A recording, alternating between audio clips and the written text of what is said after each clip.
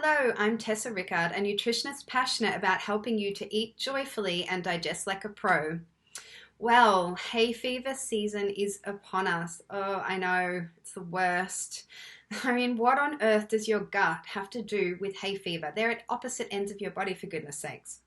I know I feel like a broken record because I feel like I say this all the time in my videos, but 70 to 80% of immune function occurs in the gut. So, as it turns out, it has a lot to do with your hay fever symptoms.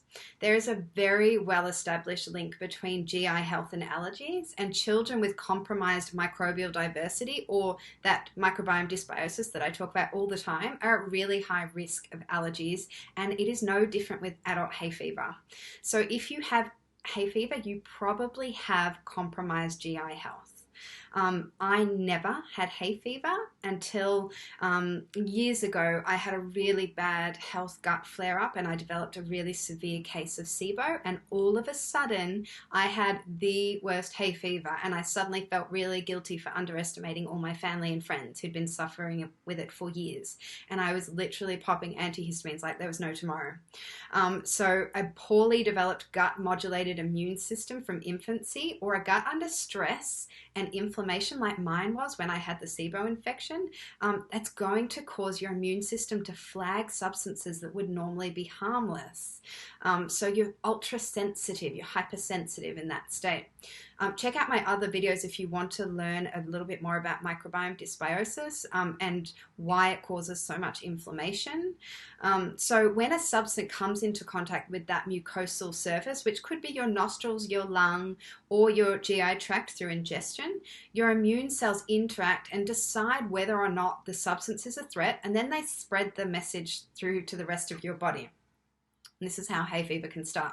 So your body is reacting to a normally harmless substance. It's inflamed, and because you most likely have intestinal permeability, large particles, which normally would be trapped inside your GI tract, are able to pass through that intestinal permeability, that gut lining, into your bloodstream and the surrounding tissue, and they cause an immune response. So what can you do about it? So other than the obvious tips to avoid exposure. So you can do things like wearing sunglasses when you're outdoors, smearing lip balm on the inside of your nostrils to protect the mucosa.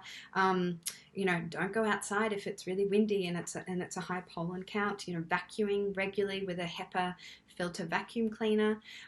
Obviously, microbiome restoration is really important. So that's a long-term thing. That's probably not something you can do in the next month, but you can start. For short-term relief, omega-3 fatty acids to reduce inflammation is really helpful. And there are also some probiotic strains that have been really well researched for hay fever and allergies. You can try, LGG being the prominent one. And there are a few actual nutrients that act like antihistamines. And they have been lifesavers for me. So quercetin, which is an antioxidant most famously found in onions that you can buy as a supplement in really high therapeutic doses. It's very safe.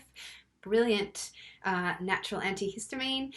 Zinc, vitamin C, and ginger are also really great. And of course, with anything to do with the immune system, making sure your vitamin D levels are schmick is really important as well. If you have anyone in your life who has hay fever, please share this video with them. I know what it's like to suffer with it.